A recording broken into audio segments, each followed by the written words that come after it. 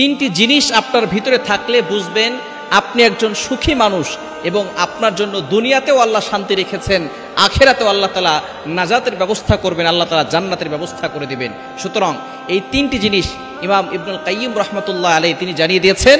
এই তিনটি জিনিসের কথা, এক নাম্বার হচ্ছে নিয়ামত। আপনি আল্লাহ তাআলা যতটুকু আপনাকে নিয়ামত দিয়েছে এই নিয়ামতের শুকরিয়া আদায় করবেন। কিন্তু আমরা দুঃখজনক হলেও নিয়ামতের শুকরিয়া আদায় করি না।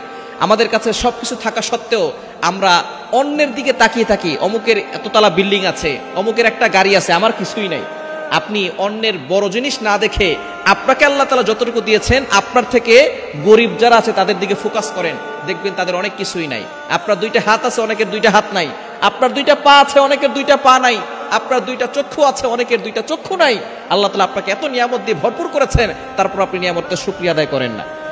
আল্লাহ পাক রব্বুল আলামিন জানিয়ে দিয়েছেন যারা নিয়ামতের শুকরিয়া আদায় করে না আল্লাহ তাআলা তাদের জন্য আযাব রেখেছেন এবং নিয়ামতকে ছিনিয়ে নেন। আল্লাহ তাআলা নিজে বলে দিয়েছেন 13 নম্বর পারার 15 নম্বর পৃষ্ঠার 4-5 নম্বর লাইন সূরা ইব্রাহিমের 7 নম্বর আয়াত, রব্বুল আলামিন বলেন লা ইন শাকারতুম লা আযীদান্নাকুম ওয়া লা ইন কাফারতুম ইন্না আযাবি লাশাদীদ। যারা নিয়ামতের শুকরিয়া আদায় করবে, কৃতজ্ঞ বান্দা হবে, আমি আল্লাহ তাদের নিয়ামতকে বাড়ায় দিব। আর যারা নিয়ামতের শুকরিয়া আদায় করবে না, আমি আল্লাহ তাদের নিয়ামতকে ছিনে আনিব। আর ইন্না আযাবি লাশাদীদ, তাদের জন্য রয়েছে ভয়াবহ আযাব, ভয়াবহ শাস্তি। এজন্য নিয়ামতের শুকরিয়া আদায় যারা করবে দুনিয়াতেও ভালো থাকবে, সুখে থাকবে এবং আখিরাতেও ভালো থাকতে পারবে। আপনাকে আল্লাহ তাআলা যতটুকু দিয়েছেন বলেন আলহামদুলিল্লাহ, আল্লাহ ভালো দিয়েছেন। যতটুকু খেয়েছেন বলেন আলহামদুলিল্লাহ, আল্লাহ ভালো খাইয়েছেন। আপনি খেয়েছেন তারপর আলহামদুলিল্লাহ বলেন না, কি খাইলাম। কিন্তু অনেক মানুষ যে না খেয়ে আছে এটা আপনি দেখেন না। অনেক মানুষ খাবার পাচ্ছে না, ঘুমানোর জায়গা নাই, তারা রাস্তায় রাস্তায় পড়ে আছে।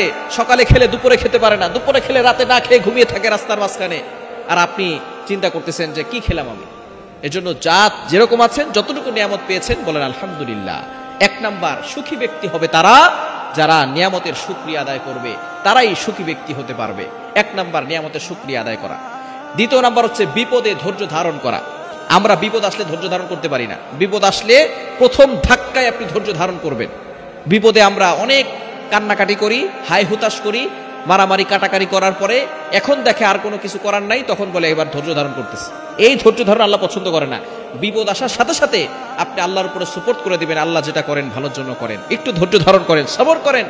আল্লাহ তাআলা জানিয়ে দিয়েছেন 2 নম্বর পারা 2 নম্বর পৃষ্ঠার 10 নম্বর লাইন 11 নম্বর লাইনগুলোতে আল্লাহ পাক রব্বুল আলামিন জানিয়ে দিয়েছেন সূরা বাকারার 153 নম্বর আয়াত, ইস্তাঈনু বিস-সাবরি ওয়াস-সালাহ ইন্নাল্লাহা মা'আস সাবিরিন। আল্লাহ পাক রব্বুল আলামিন ধৈর্যশীলদের সাথে আছেন এবং এই ধৈর্যের মাধ্যমে আর নামাজের মাধ্যমে আল্লাহর কাছে সাহায্য চান, আল্লাহ তাআলা বিপদ থেকে উদ্ধার করে দিবেন।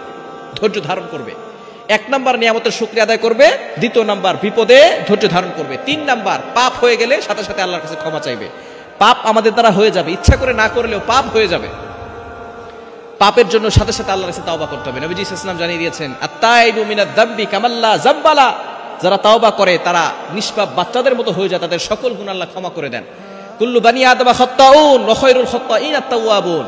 প্রত্যেক বনি আদমই গুনাহগার, তবে ওই গুনাহগার সবচেয়ে বেশি আল্লাহর কাছে প্রিয় যে গুনাহ করার সাথে সাথে আল্লাহর কাছে তাওবা করে। সুতরাং পাপ হলে ক্ষমা প্রার্থনা করবেন। এই 3টি জিনিস যদি আপনার ভিতরে থাকে, মনে করবেন আপনি একজন সুখী মানুষ। বিপদে ধৈর্য ধারণ করবেন, নিয়ামতের শুকরিয়া আদায় করবেন, পাপ হলে সাথে সাথে ক্ষমা চেয়ে নেবেন, দেখবেন আল্লাহ তাআলা দুনিয়াতে ভালো রাখবেন, আখিরাতে আল্লাহ তাআলা আপনার জন্য নাজাতের ব্যবস্থা করবেন।